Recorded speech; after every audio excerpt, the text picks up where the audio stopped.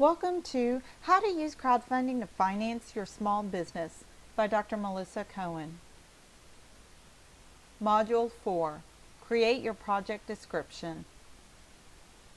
So the objectives of this course are to show you how to write your project description, how to tell your story, give some tips for crafting the sales pitch for the product and you and your business, and how to create a video for your project description. So what is a project description? Basically, the project description, it's the description and the content within the internet platform, the website, that tells about you and describes your project and your business. So basically, when you went into either Kickstarter, Indiegogo, or another crowdfunding site, and it wanted you to describe your project, this is the project description. So the actual content within the project description, it can be either written text, or it can be video, or it can be both. And I do suggest that it be a combination of both. And I know a lot of people may be a little shy about adding video, but I'm going to tell you, just to even put a 15 to 30-second video about yourself, the funder, the small business owner, the person asking for the money. And it doesn't have to be anything elaborate. It can be simply an iPhone or smartphone camera video. It can be using the camera on your laptop or any other digital camera that you have that will record you. And all it basically has to do is just be an introduction. Say, hey, hello everyone, my name is Dr. Melissa Cohen, and I'm here today because I need $10,000 to fund my business, ABC company, and this is what I need the money for, and this is what I hope to give you, and and this is, just to go on a little bit about what you want to do with the money. And the reason why you want to go ahead and put a video on there, whether it's, even if you don't want to give that much information, you just want to say, hi, my name is, Dr. Melissa Cohen. I'm asking for this money for my company for ABC reasons. Please help me out. Even if you want to keep it that simple. The reason why you want to put a video is because people will see the face, they'll see the person, they'll see the emotion, they'll see your passion behind it. And what that does is it's easier for people to connect to other people, to see another face. It's a lot easier to connect with a face than it is just to read some context on a website, basically. So whether you have it professionally done or just, as I mentioned, just something that you do your own self there, just go ahead and take the time and to do at least a little video, a welcome and an introduction video. Now, also just to let you know what should be included in the content. Well, the content should obviously include information about your project, like what are you asking for, what do you want to do with the money, why do you think it's important. That goes into what the funds are needed for. You want to give any information about the company. So if you're a startup, if you've been in business for a little while and you need the money to fund some growth, you may want to talk about how wonderful your customers are and how the business is booming and it's taking off so far. You want to include any information about the founders, especially if there's a great story. If you're high school sweethearts or your college roommates or your neighbors or whatever if there's a fun connection between, I would say a fun and interesting connection between the founders. And basically any relevant information. If you have an uncle that works for NASA and this is where you've got your idea of motivation from working with him or whatever the idea is, obviously you can't, you got to be careful. You can't steal someone else's information, proprietary information there. But if you just have a fun story to tell, include that information. You also, I will also tell you, just when you do the project description, we'll do rewards, we'll do levels, and you'll talk a little bit about that too. But the rewards and levels and such, that's going to be talked about in a separate module. So right now we're just focusing on your sales pitch for your company, for your project that you need the money for. Now, also just to let you know that you should be updating your project description once a project begins, and you need to provide status updates. So, for example, on the first day, If you've hit 50% of your target, if you've hit 100% of your target goal, go ahead and put that up there. Say, hey, everyone, I'm so excited to share with you that we've hit 50% of our target within the first day. Now we have 29 days to go, blah, blah, blah. Please help me out. You know, it's a lifelong dream, blah, blah, blah. Share this information with the others and your friends so we can get this funded, etc., etc. And then as you count down and you get closer to the end of your project, so say you're at 22 days, you know, you've got the last week to go, do an update as well. Say, hey folks, we've reached our target goal, but we're just asking for a little bit more money as our stretch goals, blah, blah, blah. Or, hey, we're 80% funded, we're at the home stretch, we only need $500 to reach our goal. You know, can you please feel free to, you know, donate some more or fund us some more or share with your network of folks, blah, blah, blah. Just giving you some examples there. The reason, there's several reasons why you do that is, first of all, it just creates more hype and marketing and interest in your company as well. It keeps the people who've already funded and given you money, keeps them up to date. So if they know that, first of all, you've got 50% funded or 90% funded on that first day, there's a lot of interest out there. And so then people are wanting, they see success for you as a small business owner, and people want to kind of jump on that bandwagon, right? And that includes the publicity folks too. So if there's, we're going to talk about, you know, getting a publicity list, a marketing list, a PR list as well. So they may be looking at your crowdfunding project to see how are you doing. And so if you are doing well on that first day or first couple of days, they may be then willing to write about your company and your project and help get you some more customers and such to get you over that finish line. It also keeps the people who have contributed to you, it keeps them up to date because they want to feel like winners too. They want to feel like, hey, I found this great company, I found this great project. I'm not the only one because there's a lot of people here. I want to be a part of this group, and I am a part of this group because I've already given my money, right? So everybody likes to be part of the winning team and such. So definitely you want to still capitalize on that as well. So also remember your project description. This is your sales pitch. So whether someone sees you or not, whether they come to your website, however they get to you, this is what they're reading about. This is your sales pitch to ask for money. It's a story. So remember, you have to tell your story. And I don't mean it like you have to do the woe is me, like, oh, I grew up without any money, or I grew up this way and that way, and I've faced trials and challenges. You can put a little bit of that, but for crowdfunding for a small business, you just need to put, you know, I would focus more on the, how did you come about that challenge? Like, why did you need a new product created? Like, what was your challenge that you found? Were you, I don't want to infringe on anybody else's products here, but basically, you know, were you a mom with 2 kids and you were having a problem doing XYZ and you thought creating this new product would help? You know, or, you know, you're a young professional working in the millennial in the corporate office and you had ABC problem and you thought this product or this application, the smartphone app, could help millennials deal with corporate life. You know, whatever your challenge was, why that product is there, because it also, as I said, doing the videos and the project description here, it's going to personalize your story. You want to, people want to know, well, how did you even think of that? Where did that even come from?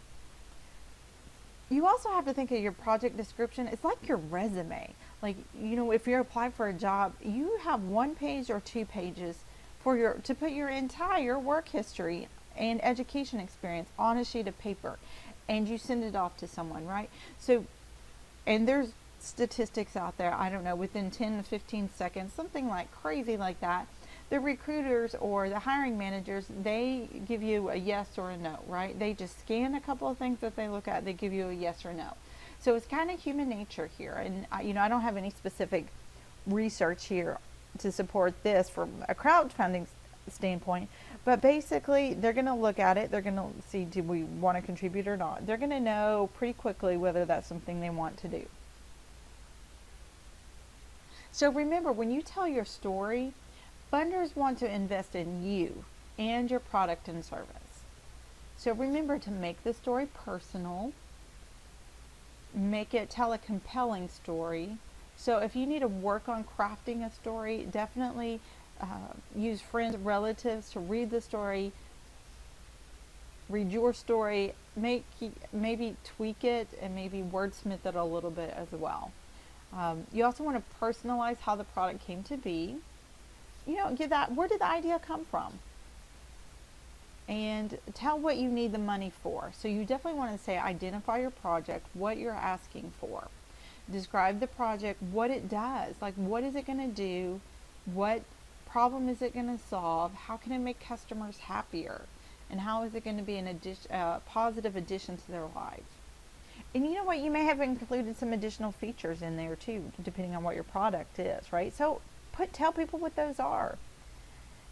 Be sure to include number 8, why someone would want to buy your product or service. And number 9, be sure to include any professional expertise or business training if it's relevant to your product. If you're a stay-at-home mom who found a need, that's great. If you're a business professional and you found a need and you have a business degree, go ahead and put that in there as well. I will say, just from different research things, that you want to build your credibility. First of all, that you have a great idea, you have a great product, but you also want to build your credibility as a business owner, right? Because you don't actually have a product sitting in front of the person's face to buy, right? They're not going to Walmart or wherever and looking at the product on the shelf of which one to see and buy, and which one looks like it's a good value, which one looks like it's good quality for the money that they're willing to pay, right? So they don't have a product. So they're going to look at, these potential funders are going to look at your project description. They want to know about your business training because they want to make sure you're actually going to fulfill what you promise as well. When you're writing your project description, avoid using negatives. As I mentioned before, avoid the woe is me story and dwelling on negative circumstances. So unless it's very specific to the product, you don't want to say, well, I was an orphan, I had ABC problems, and I did this, and I just, every way I turned down the street, I was just faced with challenges, and life was so hard. So that's not going to be as relevant here for the small business owners and for Kickstarter. So, unlike GoFundMe, using hardships in your story can actually turn potential funders away. And I 100% believe there was an actual research journal that talked about that. What type of language did the funders use in their language? And, to blur the lines a little bit, as I mentioned, you can use a hardship as part of your compelling story, but don't dwell on it. And make sure you always keep the tone upbeat, because as I mentioned before, people want to be associated with new products, innovative products, but they also want to be associated with happy people, right? They want to know that you're going to fulfill your rewards and you're actually going to produce a great product. So here's some examples. So just to kind of help you a little bit here, one good example, you can say, well, when I was unemployed for 6 months, I noticed my wife was using extra towels. So I invented an extra absorbent towel. So you say, I noticed she had 3 towels because she was just wet and dry and couldn't dry off enough. And I thought that was ridiculous. So what did I do? I looked for and researched how to create an extra absorbent towel. Right, so you can say you were unemployed and you found it, but you don't want to dwell you were unemployed and blah, blah, blah. And so here's an example, a bad example. So I was unemployed for half a year without a job. I didn't have any money and I lacked self-confidence. I didn't know what I was going to do about money until I came up with this idea about an absorbent towel. Right, so which one sounds better? Which one, if you read, would you be more interested in? Right, this bad example, that's the woe is me, and you're like, well, that's sounds depressing. The second one, it says basically the same thing, but it's a little bit more positive. So we're just going to take a brief look at the nuts and bolts of writing. The nuts and bolts, I guess, of writing. So when you actually craft your story and you're telling everything, I keep saying about you, your product, your service, your company, all of that information here, be sure to check for grammar and spelling. So even if you have to copy and paste that information back into a Word document and make sure the grammar check and the spelling check is on, do it. Why? Because research shows that projects with grammar and spelling errors have a harder time getting funded. So someone has actually studied that. They've actually read through project descriptions, noted grammar errors, spelling errors, and looked at what is their success rate of getting funded. There is evidence that projects with grammar and excessive grammar and spelling errors have a harder time getting funded. So what is the reason for that? Well, one reason is thought to be that the errors signal, basically you're telling people that you lack education and knowledge, which translates to funders not believing that the company is credible and will actually make the product. So so if you're thinking someone who is educated, they can write well, they can spell well, they are actually going to do what they're going to say they do. Right? I'm not saying it's right or wrong. I'm not saying it's right 100% of the time, but I'm saying that there is a correlation between the two. So take the time, have someone else read your information, look for grammar and spelling checks as well. It doesn't, these software doesn't pick up everything. So I would suggest that, like I said, you have several people actually read over everything word by word and make sure that it sounds right and it's spelled correctly. So as I lead right into this, review, and review for the third time. So review the first draft, okay, do a second draft, and even a third draft. And basically you don't do it all in one sitting too. So you draft it, you either wait an hour, a couple of hours, and you come back and you reread it again. And then maybe wait a day or 2 days or 3 days before you do the third draft.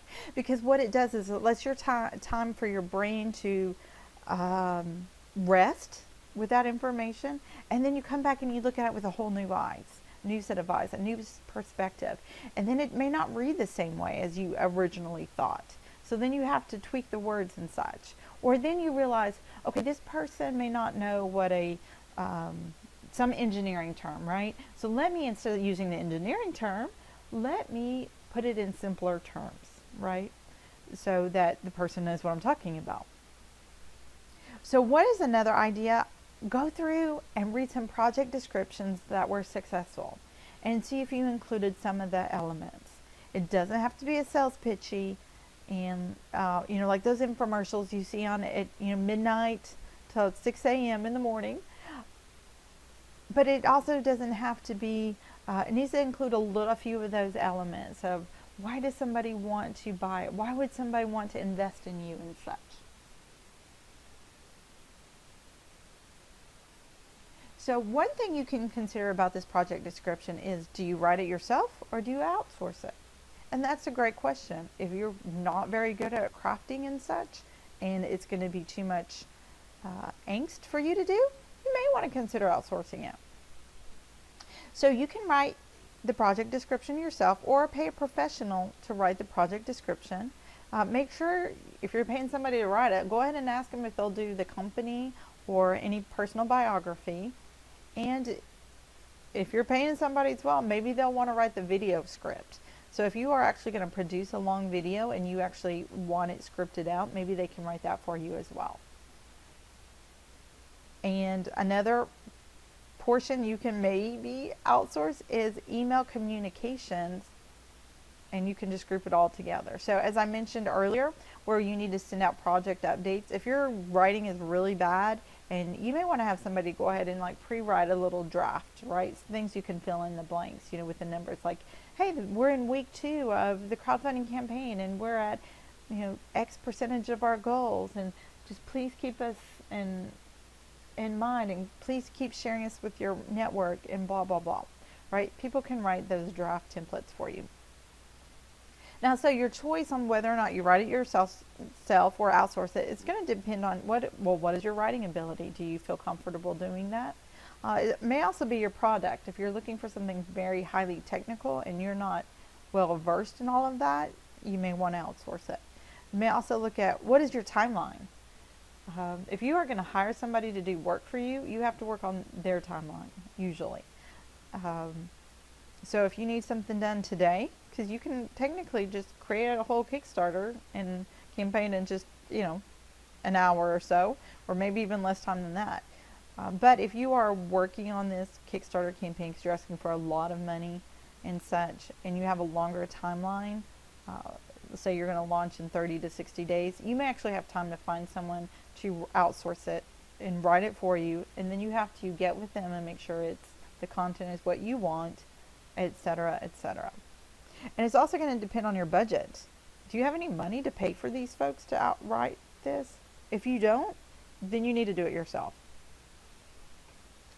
So remember, if you hire someone to write it for you, then know and ask them, what is the turnaround time and what is the cost for them to do this? So if they say, I can do it in 1 week, I can do it in 2 days, make sure you know that and you build that into your timeline. You may also want to ask for references from the company, and also ask if there are any examples of finished projects that they've used on the crowdfunding campaigns, and if they've specifically written for crowdfunding campaigns. It doesn't mean, if they haven't written for it, it doesn't mean they cannot write your project description, but if they have, you want to look at that. I also want to caution you, don't go into someone else's campaign and copy it word for word, or copy 90% of it and change a few things, because that, as I mentioned before, that is faux pas. That is not a good example to set by any means. So make sure it's in your words and such. And also, I looked through the Kickstarter website. They have a list of resources as well that you can use, and videographers. So if you even want to do this with to creating a video and you need to hire someone to do that, they actually have a list of resources.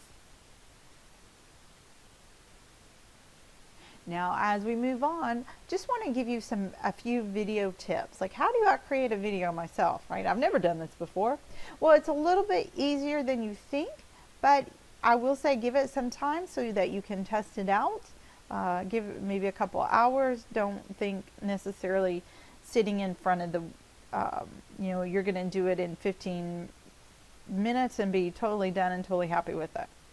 That may happen. It may not.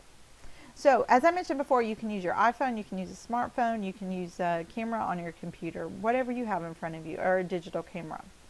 Be sure to place the lighting behind you, but not directly in front of the sun. Does that make sense? So, if you are outside in a big field, you want the sun to be behind you, but you don't want your phone to be angled up so that you have this halo effect looking up when the camera's looking at your face, right? So you do want to spend a little bit of time just kind of testing that out. I have a smartphone, so I can do the reverse look so I can see what's going on and what it looks like. Be sure to choose an appropriate background. So outside or nature, that may be good, but be sure to avoid extra noises, like if there's a dog barking. And honestly, I can just tell you from my personal experience doing this particular module, I had the garbage truck go by, so I had to stop. I had to start all over because nobody wants the garbage truck in our neighborhood in the background. So just be sure that you're avoiding extra noises like the dog barking and such. You can, there's so many different options you can choose. You can choose your house, you can choose outside your house, you can choose, don't do a bathroom. I don't particularly like using cars, but if that's the only quiet place that you have, go ahead and do it. Be sure to hold the camera as steady as possible. So one thing to do is it may be easier to ask someone to videotape it for you. It may be also easier just to prop it up and then hit start and start the camera that way. And I know on my smartphone I can edit a few seconds off the front or the end, so it won't see me fiddle, see my finger approach the camera and then, back away here. Another video tip is write a script. Know what you're going to say. So, especially if you're nervous. So you can also use the same content as a written portion of your project description. No one said you had to start all over and write brand new fanciful prose, as they say. But so be sure use some of the key phrases from the content of your project description. Use it in your video, use it in your updates, use it in your email communications that go out. Because basically you're also branding your company, and you're branding the phrases, and you're branding your products as well. So it's actually a good thing to use some of the same content and phrasing. And also know that if you have a mock-up of the product, whether you actually have a physical thing or you have a picture of it, use it and show why others would want to buy it. If you can use it in action and show it actually being used, that's going to help customers as well.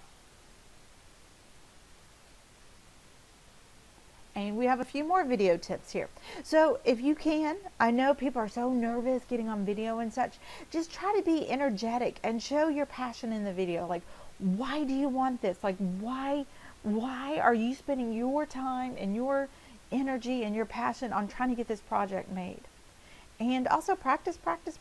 If you have to stand in front of your mirror in your bathroom and act like you're talking to your 4th grade teacher or whoever, or your wife, or your significant other, your husband, or your grandparents, whoever, practice. Because it helps the words flow out of your mouth easier, which then means you're more confident, and it just sounds better, and it makes people more interested in what you're doing.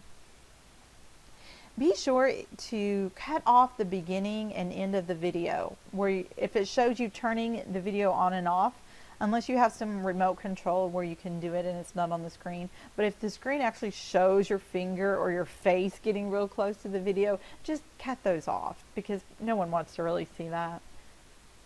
Be sure to keep the initial video under 5 minutes with your sales pitch. So if you're doing a 20-minute infomercial here, it may be too long.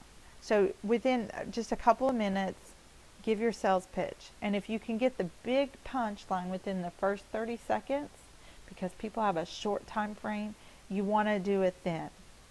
Say, hi, my name is Dr. Melissa Cohen. I have this great idea to produce ABC product. I think you're going to love it because I had a problem with pushing my kids in the stroller, and I came up with this idea just to make it so much easier, and I think it's going to help you too. So for $30, you can join our Kickstarter campaign. You'll get ABC as a reward, and my heartfelt gratitude to get this product out to the thousands of other moms out there right now who are pushing their kids in the stroller. Right? You can be that simple. And then if you need to add on more information, you can go in a little bit more detail about the different reward levels or other stories that are related to your product. And also remember that you can always add in more videos in your project description with specific content.